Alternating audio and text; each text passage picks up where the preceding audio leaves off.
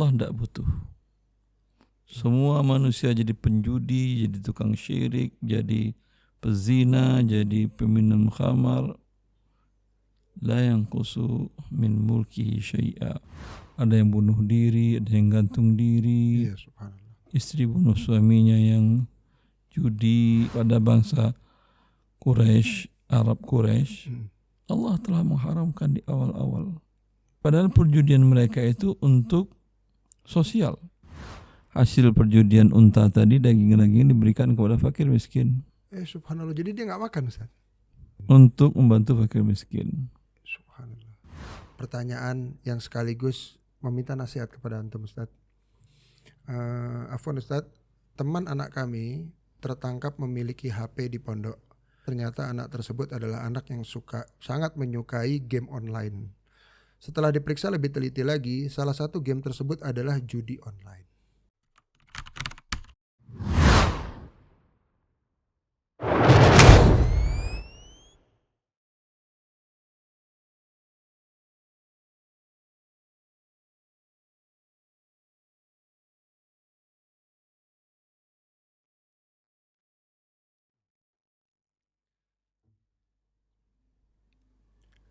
Bismillah, wassalatu wassalamu ala rasulillah.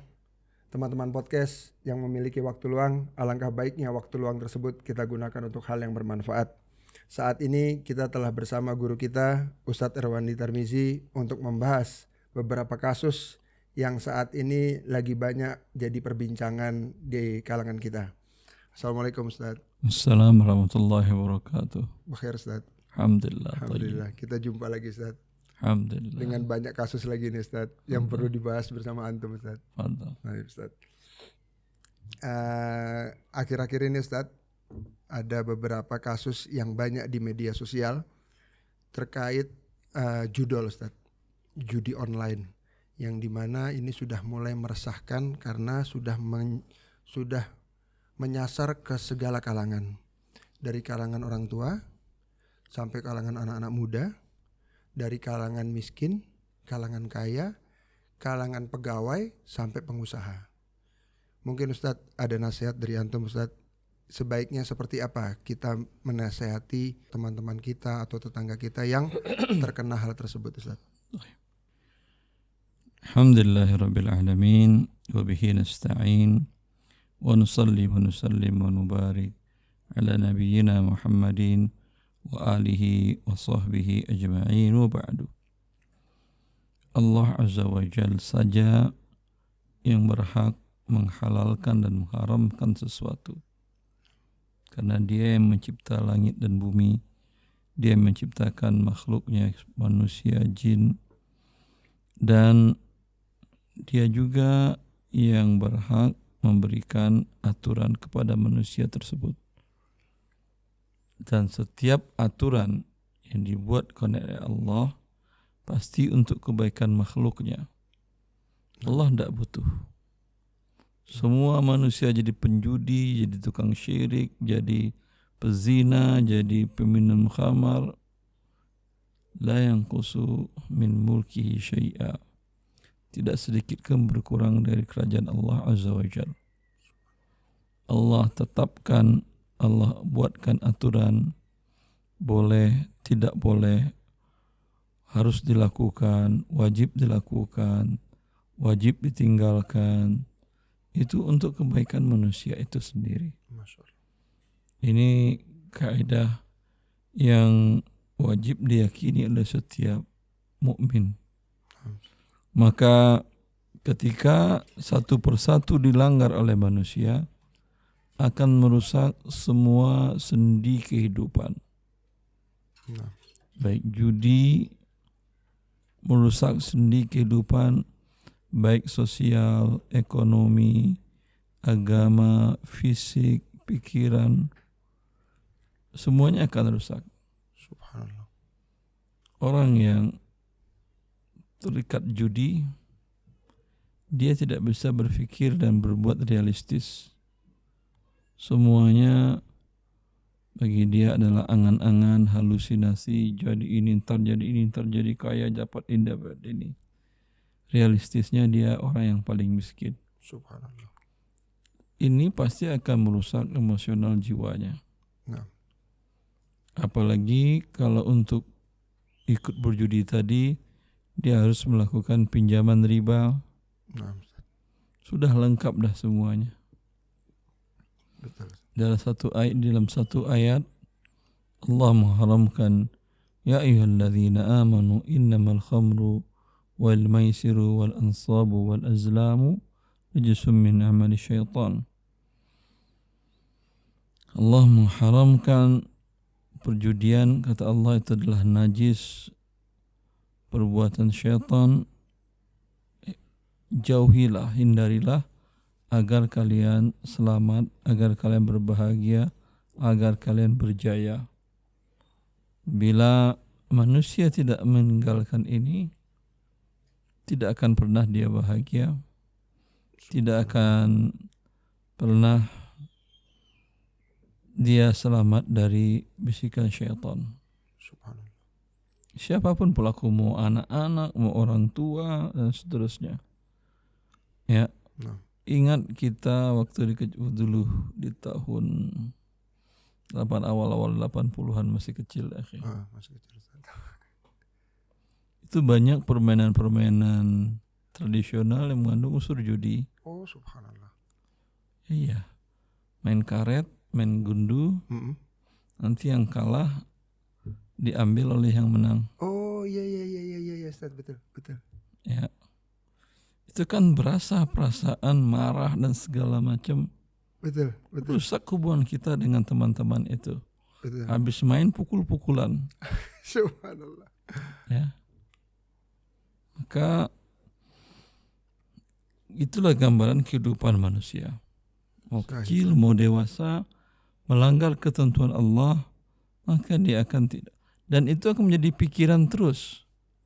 Ingin terus mendapatkan karet atau gundu atau gambar dan macam-macam. Pikiran hanya habis pikiran untuk itu saja. Betul. Habis waktu untuk bermain itu saja. Betul.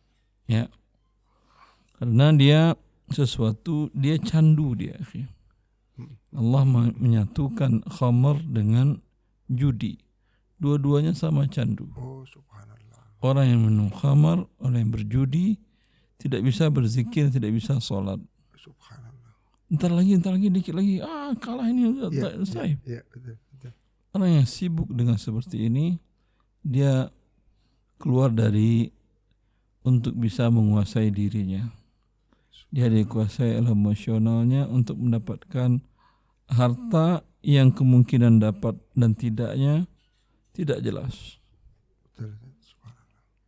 Ya. Maka apa yang kita dengar pada hari ini, ada yang bunuh diri, ada yang gantung diri, iya, subhanallah. Ada suami bunuh istri, bunuh suaminya yang judi, istri yang bunuh anaknya, ya, dan seterusnya. Itu sebagian kecil dari dampak mendurhakai Allah dalam perjudian itu. Pada kehidupan bangsa Yahudi, pada bangsa Quraisy, Arab Quraisy, Allah telah mengharamkan di awal-awal. Allah mengharamkan mereka berjudi, padahal perjudian mereka itu untuk sosial. Maksudnya gimana Ustaz? Untuk sosial? Mereka berjudi tidak di setiap hari. Mereka berjudi hanya di musim dingin. Oh, taib. Karena di musim dingin bahan makanan susah untuk didapat. Hewan buruan tidak ada. Kurma tidak berbuah. Ya. Lalu mereka buat perjudian di musim dingin. Beli 1 ekor unta dengan cara tidak tunai. Lalu dibuat bagian 10, 9, 8, 7, 6, 4, 3, 2, 1 bagian. Kemudian dinilai berapa orang yang ikut. Umpamanya ada 10 orang. Ya. Bila yang keluar nama diundi, yang keluar nama 10, dia ngambil semuanya, yang lain bayar. Kemudian yang menang biasanya dia menggunakan hak hasil perjudian unta tadi, daging-daging diberikan kepada fakir miskin. Subhanallah. Jadi dia nggak makan, Ustaz. Digunakan untuk fakir miskin. Untuk membantu fakir miskin. Subhanallah. Ya, seperti itu. Tapi tetap Allah haramkan. Subhanallah. Karena mudaratnya banyak. Hilang. Orang jiwa itu hidup dengan berzikir kepada Allah. Ala bidzikrillahi tatma'innul qulub. Dengan berzikir kepada Allah, hati kalian menjadi tenang. Wa aqimis salata li dzikri. Kata Allah, dirikanlah salat untuk mengingatku.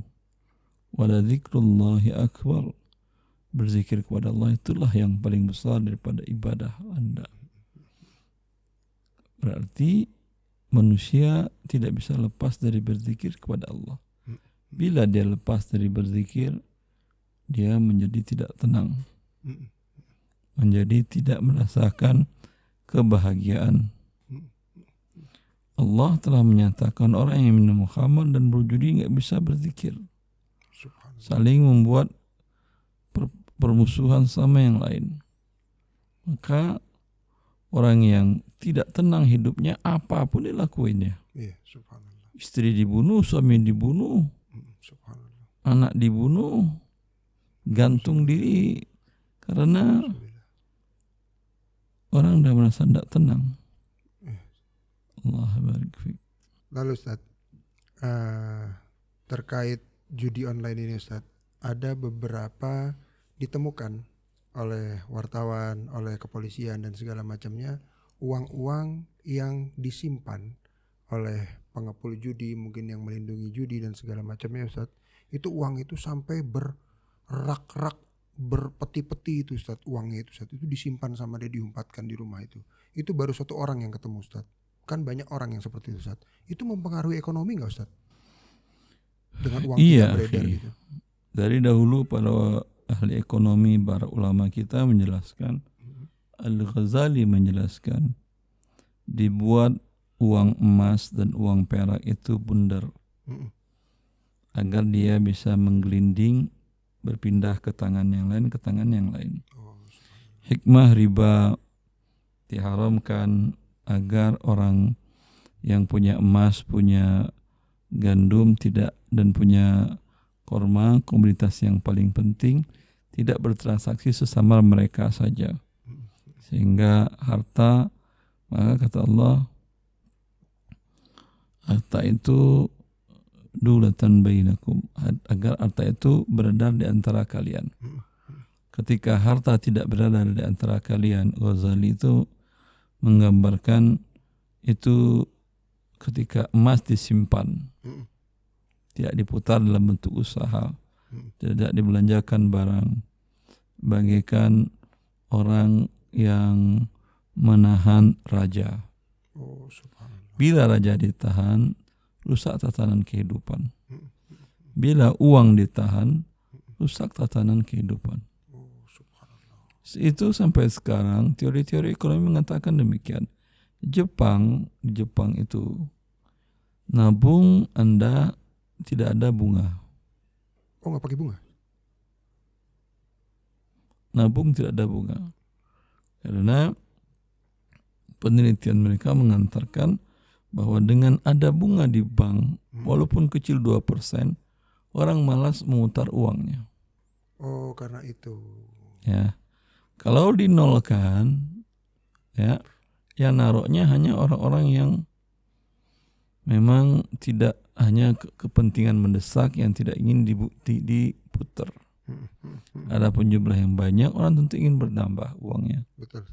Maka tentu akan dibelikan usaha, dibelikan barang, buat proyek, buat beli saham dan segala macam, sehingga bergerak ekonomi. Oh, luar biasa. Ya, dengan korupsi, kemudian perjudian tadi, itu uang hanya di tangan segelintir orang. Dengan riba, Iya, betul. Ya, karena dalam perjudian yang akan menang itu ya hanya cukongnya, bandarnya doang, sehingga uang orang terserap ke tangan dia. Subhanallah. Itu juga dengan riba, terserap uang ke bank. Ya, ketika itu yang terjadi, sedikit uang beredar di masyarakat, terjadi seperti sekarang deflasi. Iya, betul. Ekonomi tidak bergerak. Betul, Ustaz. Orang nggak punya uang mau ngapa-ngapain. Betul, Ustaz. Ya. Karena itu dalam Islam di masa manusia semenjak ada, menurut sebagian para penulis tentang masalah uang, itu uang pertama itu adalah ada menggunakan uang emas dan perak.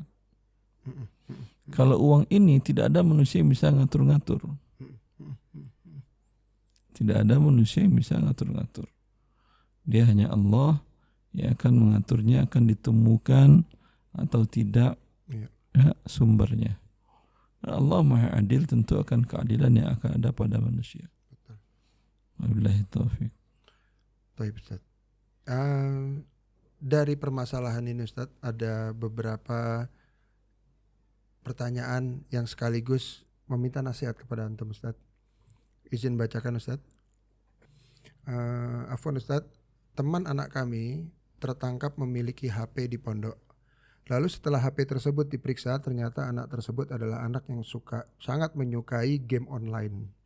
Setelah diperiksa lebih teliti lagi, salah satu game tersebut adalah judi online.